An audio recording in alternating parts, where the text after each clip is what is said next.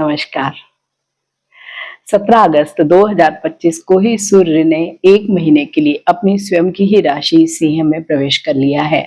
सिंह राशि स्वयं सूर्यदेव की ही राशि है और इस समय वहां पर पहले से ही केतु विद्यमान है और इसी गोचर के समय में 7 सितंबर को पितृपक्ष भी शुरू हो रहा है। केतु जो पहले से ही वहां पर बैठे हुए हैं वो सूर्य के परम शत्रु माने जाते हैं और ग्रहण योग बनाते हैं। तो सूर्य केतु की इस युति का सभी 12 राशियों पर क्या कुछ प्रभाव होने वाला है, इस वीडियो में मैं आप सबसे शेयर करने वाली हूँ। और ये जो राशिफल होगा वो चंद्र राशि पर आधारित होगा। 17 अगस्त से लेकर 17 सितंबर तक सूर्य सिंह राशि में ही अपनी खुद की ही राशि में गोचर करेंगे।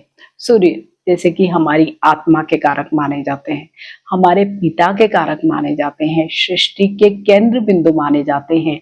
तो वो जिस किसी भी राशि में जाते हैं तो उस राशि के गुणों को प्रकाशित कर देते हैं।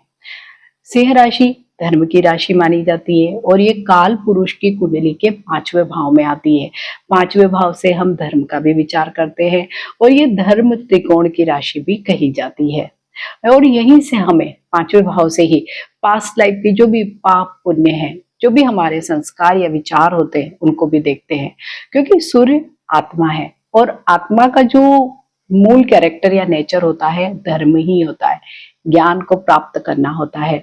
और यही सूर्य जब अपनी स्वयं की ही राशि में आ रहे हैं तो ये गोचर सभी के लिए यूं तो अच्छा ही होगा, लेकिन क्योंकि सूर्य के साथ यहाँ पर केतु है तो केतु जब भी इस तरह की युति बनाते हैं, दो क्रूर ग्रह जिसको हम कहते हैं साथ में है, तो अलग तरीके का ही योग बन रहा है। सूर्य अहंकार को दर्शाता है, वहीं केतु मोक्ष को दर्शाता है। बिल्कुल ही अपोजिट कॉन्सेप्ट पे दोनों काम करते हैं, लेकिन फिर भी दोनों साथ है। तो ये गोचर यूं तो सभी के लिए अच्छा रहने वाला है। कुछ सामान्य सावधानियां सभी को रखना पड़ेगी, विशेषकर स्टूडेंट के लिए बहुत अच्छा है, टीचर्स के लिए अच्छा है, गवर्नमेंट जॉब में जो लोग हैं उनके लिए अच्छा है, जो कॉन्ट्रैक्टर्स हैं उनके लिए अच्छा है, लीडर्स के लिए अच्छा है, राजनेताओं के लिए अच्छा है ये गोचर। अब बात करेंगे सिंह राशि की। सिंह राशि में 3 नक्षत्र आते हैं, मघा नक्षत्र, पूर्वा फाल्गुनी और उत्तरा फाल्गुनी।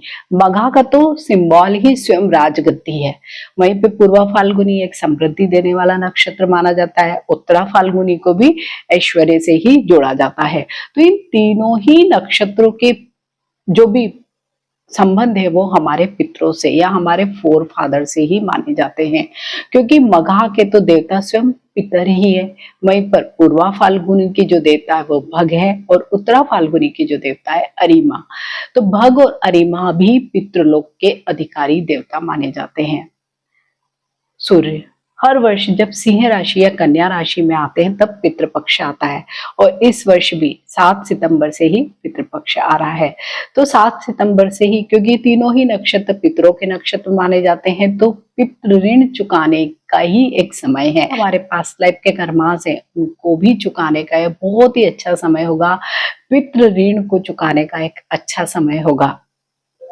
सूर्य पॉजिटिव ईगो है, यानी कि एक सात्विक अहंकार है, वहीं पे राहु नेगेटिव ईगो और केतु तो एक मोक्ष है या डिसोल्यूशन ऑफ ईगो जिसे हम कह सकते हैं वो है। तो और सूर्य और केतु का ये जो योग है उन लोगों के लिए ज्यादा प्रॉब्लम क्रिएट कर रहा है या करेगा अभी इस एक महीने में, जो धर्म से जुड़े हुए नहीं है, स्पिरिचुअलिटी से जुड़े हुए नहीं है, बिल्कुल भी उनकी कोई कनेक्शन नहीं है इन सब चीजों से। तो इस तरीके की जिन लोगों को इनमें इंटरेस्ट नहीं होता तो उनको प्रॉब्लम्स आ सकते हैं। वहीं पे 7 सितंबर को चंद्र ग्रहण भी हो रहा है तो सभी को सावधानी भी रखनी पड़ेगी। और कुंभ राशि में चंद्र ग्रहण हो रहा है जो सूर्य के ठीक अपोजिट, तो इसका प्रभाव भी सूर्य पर आएगा। वहीं पे 22 सितंबर को तो स्वयं सूर्य ग्रहण ही होगा। तो बहुत सारी चीजें प्रभावित होने वाली है इस एक महीने में। और इस योग से सबसे ज्यादा प्रभावित कौन लोग होंगे? जो बहुत इगोइस्टिक हैं, जिन्हें बहुत ही ज्यादा अहंकार या घमंड है, तो उनके स्टेटस पर प्रभाव आ सकता है। विशेषकर जो भी किसी उच्च पद पर है, समाज के, सोसाइटी के, राजनीति के क्षेत्र में, देश के किसी बड़े स्तर पर है, तो उनको परेशानियां आ सकती है। उनकी इमेज में कोई ना कोई लॉस हो सकता है, ईगो का टकराव हो सकता है। वहीं पर जो भी काम करने वाले लोग, जो कामकाजी लोग हैं, तो उनको वर्क प्लेस पर अपने सीनियर्स के साथ कुछ न कुछ बैलेंस बनाना पड़ेगा, क्योंकि उनके साथ उनके विवाद हो सकते हैं। और वहीं पे केतु साथ है, तो केतु क्या करता है, डायरेक्शन लेस कर सकता है, डिलेमास देता है, कंफ्यूजन देता है। तो जब दो अलग अलग प्रकृति के ग्रह एक साथ होंगे तो ये सारी चीजें सभी लोग इस वर्ष इस महीने में महसूस करेंगे। जब सूर्य सिंह राशि में गोचर कर रहे हैं और केतु के साथ हैं, तो कुछ और ग्रहों का संबंध भी हो रहा है। कुछ अन्य ग्रह भी बहुत अच्छे योग बना रहे हैं, जो बहुत ही महत्वपूर्ण योग हैं। 30 अगस्त से लेकर 15 सितंबर तक बुध भी सूर्य के साथ होंगे, तो वो बुधादित्य राजयोग बना रहे हैं। वहीं पर मल्लिका नाम का योग भी बन रहा है। यह गुरु मिथुन राशि में स्थित है, शुक्र कर्क राशि में है, सूर्य सिंह राशि में और मंगल कन्या राशि में। तो ये चारों ग्रह मिलकर एक माला की तरह बन गए हैं, इसलिए इसे मल्लिका योग या मालिका योग कहा जाता है। ये बहुत ही शुभ योग माना गया है। इसके साथ एक अन्य योग भी बहुत अच्छा बन रहा है, जिसे उभयचरी योग कहते हैं। वो कैसे बन रहा है, जब सूर्य से अगली और पिछली दोनों राशि में कोई ग्रह बैठे हो तो उन ग्रहों को भी सूर्य से बल मिलता है। तो सूर्य से पिछली वाली जो राशि है कर्क राशि, वहां पर शुक्र है, और अगली राशि कन्या राशि, वहां पर मंगल बैठे हैं। तो इसलिए उभयचरी ग्रह योग भी बन रहा है। तो बहुत सारे अच्छे योग इस समय बन रहे हैं। तो भले ये युति अच्छी नहीं है, लेकिन फिर भी अच्छे रिजल्ट्स मिलेंगे। सभी 12 राशियों पर कुछ न कुछ तो अलग प्रभाव अवश्य ही मिलने वाला है। तो इसके साथ ही आप अपनी जन्म पत्रिका में सूर्य की स्थिति को भी देखिए, केतु की स्थिति को भी देखिए, और वीडियो के अंत में मैं जो आपसे उपाय शेयर करूंगी उन उपायों को आप अवश्य करें। कर्क राशि, कर्क राशि के लिए सूर्य आपके दूसरे भाव से गोचर कर रहे हैं, और दूसरे भाव से किसी भी पाप या कुग्रह का गोचर अच्छा नहीं माना जाता है। तो अभी तो दो पाप ग्रह यानी कि केतु और सूर्य का गोचर आपके द्वितीय भाव से हो रहा है। द्वितीय भाव क्या है, धन का भाव है, वाणी का भाव है, परिवार का भाव है। तो यहाँ पर आपका कुछ न कुछ धन खर्च अवश्य होगा। लेकिन यहाँ सूर्य अपनी ही राशि में, तो हो सकता है आपको बहुत अधिक नुकसान नहीं हो, लेकिन यहाँ पर क्योंकि केतु भी है, तो हो सकता है कि इस युति की वजह से, विशेषकर केतु की वजह से ऐसे योग बन जाए कि आपकी कोई भी जो इन्वेस्टमेंट है वो कहीं बहुत लॉस में आ जाए, या आप किसी के कहने पर, किसी की भी सलाह में ऐसी कोई इन्वेस्टमेंट कर दे जिससे आपको बहुत अधिक नुकसान हो जाए। क्योंकि बिल्कुल केतु के सामने सप्तम दृष्टि से अष्टम में राहु भी बैठे हुए हैं, और अष्टम के राहु को ये माना जाता है कि ये धन का धुआं उड़ा देता है। तो सभी कर्क राशि वाले लोगों को इस समय अपने धन को बहुत ध्यान से रखना है, उसे बहुत सोच समझ कर कहीं पे भी इन्वेस्ट करना है, अन्यथा आपका ये संचित धन खत्म हो सकता है और आपको आगे जाकर कोई धन संबंधी समस्याएं आ जाए। क्योंकि राशि स्वामी स्वयं चंद्रमा भी 7 सितंबर को ग्रहण में आएंगे, तो कर्क राशि वाले सभी लोगों को थोड़ी सी ज्यादा समस्याएं आ सकती है। क्योंकि जब भी राशि स्वामी स्वयं ग्रहण में आते हैं या अस्त होते हैं, तो आपके स्टेटस को भी डाउन करते हैं, मान सम्मान को कम कर देते हैं, आपसे कुछ ऐसी भूलें करवा देते हैं जिससे आपके पूरे व्यक्तित्व पर प्रभाव पड़ता है। तो यहाँ पर अभी इन सभी लोगों को, कर्क राशि वाले लोगों को संभल कर काम करना है। दूसरा भाव वाणी का भी भाव है, तो और दो अग्नि तत्व यानी कि सूर्य और केतु का यहाँ से गोचर होना कहीं ना कहीं आपकी वाणी को रूढ़ या रुक्ष भी बना सकता है। खास तौर पर जब भी सूर्य की पावर बढ़ जाती है, तो सिंह राशि में यूं भी व्यक्ति बहुत इगोइस्टिक या अहंकारी हो जाते हैं। और तीसरा, यहीं से परिवार को भी हम देखते हैं, तो परिवार के सदस्यों से आपका कुछ मनभेद हो सकता है, क्योंकि आपके व्यवहार में अहंकार आ जाएगा, और हो सकता है इसी वजह से आपके परिवारजन आपसे दूर हो जाए। साथ ही आपकी वाणी भी खराब हो सकती है, और आप अपनी बातों के ही द्वारा अपने परिवारजनों से दूरी बना लें। तो कर्क राशि वाले सभी लोगों को इस समय में अपने ईगो को बहुत संभाल कर रखना है, कंट्रोल करना है, अन्यथा आपके लिए प्रॉब्लम्स होगी। वीडियो के अंत में मैं जो उपाय बताऊंगी, आपको उन उपायों को अवश्य ही करना है। तो कर्क राशि वाले सभी लोगों को मेरी तरफ से बहुत शुभकामनाएं। सिंह राशि के लिए ये जो गोचर कैसा रहने वाला है, सिंह राशि के लिए स्वयं सूर्य आपकी ही राशि के स्वामी आपकी ही राशि में से गुजर रहे हैं, तो क्या कुछ फल लेकर आने वाले हैं, अच्छे ही रिजल्ट्स मिलेंगे। लेकिन क्योंकि यहाँ पर पहले से ही केतु मौजूद है, तो केतु क्या करते हैं, कई बार कंफ्यूजन देते हैं, साथ ही लिथार्जिक बनाते हैं और बहुत ज़्यादा डिटैचमेंट भी दे देते हैं, आइसोलेटेड करवा देते हैं। तो बहुत सारी चीज़ें आपकी अलग हो सकती है। मीन्स क्या करना चाहिए, क्या नहीं करना चाहिए, यही ऊहापोह की स्थिति आपकी बहुत रह सकती है। तो सिंह राशि वाले सभी लोगों के लिए बस यही स्थिति रहेगी कि ये करूं ना करूं, क्योंकि साथ में अभी शनि की आपकी ढैया भी चल रही है और वो भी अष्टम की ढैया। और शनि भी क्या करते हैं, लेथार्जिक बनाते हैं, कंफ्यूज भी करते हैं।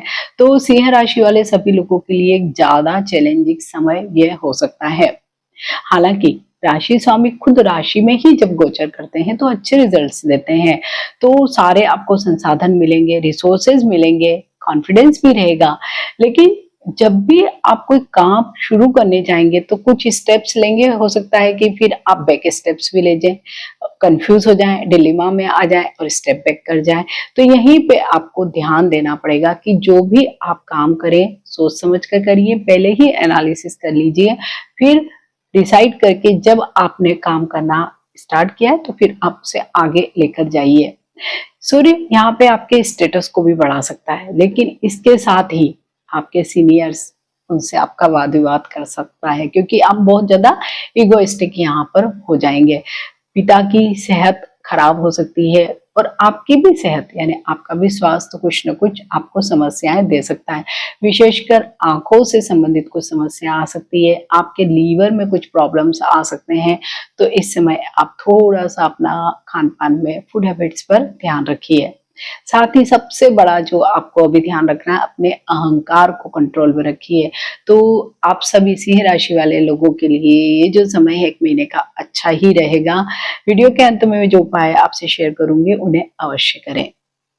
कन्या राशि, कन्या राशि के लिए सूर्य आपके 12वें भाव से गोचर करेंगे, गोचर कर रहे हैं।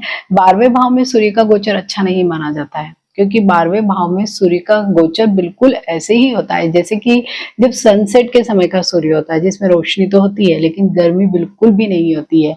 इसलिए 12वें भाव में सूर्य निष्प्रभावी हो जाते हैं, निस्तेज हो जाते हैं, बिल्कुल पावरलेस हो जाते हैं। लेकिन इसके साथ ही यहाँ पर वो कुछ अच्छे रिजल्ट्स भी कन्या राशि के सभी लोगों को देंगे। जो लोग भी किसी भी प्रकार के इंपोर्ट एक्सपोर्ट का काम करते हैं उनके लिए बहुत अच्छा समय ये होगा।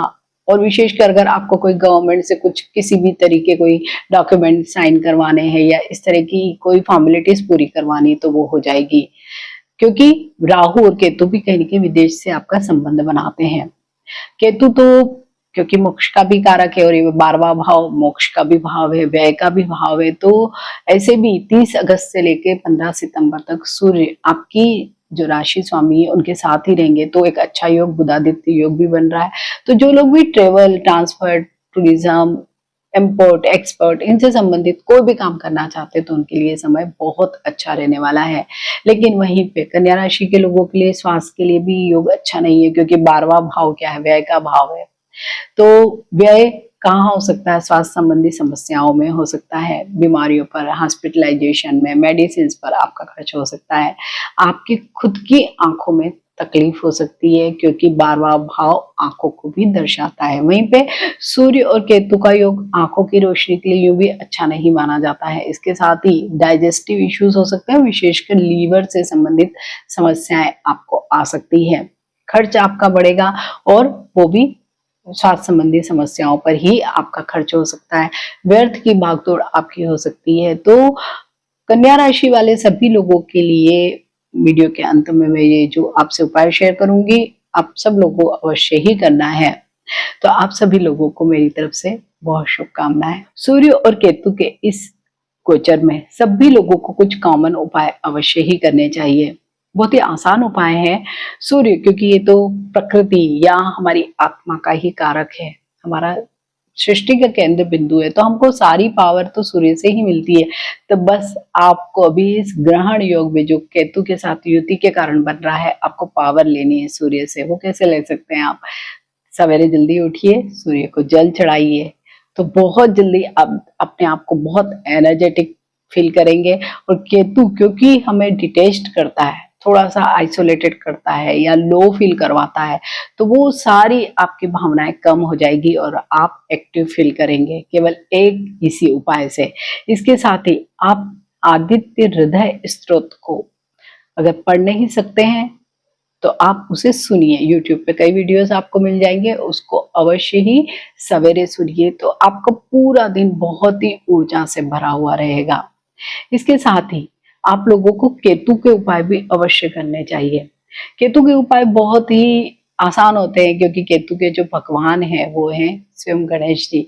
तो गणेश जी के बीज मंत्र का आप जाप कर सकते हैं। ओम गम गणपते नमः का मानसिक जाप कर सकते हैं। उनके आप दर्शन कर सकते हैं और बुधवार के दिन आप उनके मंदिर में जाकर केले या बूंदी के लड्डू या बेसन के लड्डू चढ़ा सकते हैं। साथ ही इस समय में बस एक काम और करिए क्योंकि इसी समय में, इसी गोचर के समय में 7 सितंबर से ही पितृपक्ष भी प्रारंभ हो रहा है और सूर्य के जो तीनों नक्षत्र है वो पितरों के ही नक्षत्र हैं। तो आपको क्या करना है, अपने पितरों को अवश्य याद करना है। उनकी जो भी तिथियां आपको याद है उन पे उनका श्राद्ध करना है या आप जो भी उनके निमित्त जो भी बन सकता है उसको जरूर करिए। तो आप देखेंगे कि जब आपके पितृ खुश हो जाएंगे तो आपके जीवन की कई समस्याएं तो यूं ही सॉल्व हो जाएगी। आपको उसके लिए अलग से कोई रेमेडीज करने की भी जरूरत नहीं पड़ेगी। तो सूर्य और केतु की ये युति 1 महीने का ही समय है लेकिन बहुत ही ज्यादा हैपनिंग टाइम जिसे हम कहते हैं वही है। तो आप सबके लिए अच्छा रहे, इन उपायों का आप अवश्य करें। अगर वीडियो अच्छा लगता है तो इसे लाइक कीजिए, शेयर कीजिए, मेरे इस चैनल को सब्सक्राइब कीजिए। मिलते हैं एक नए वीडियो में। टिल देन नमस्कार।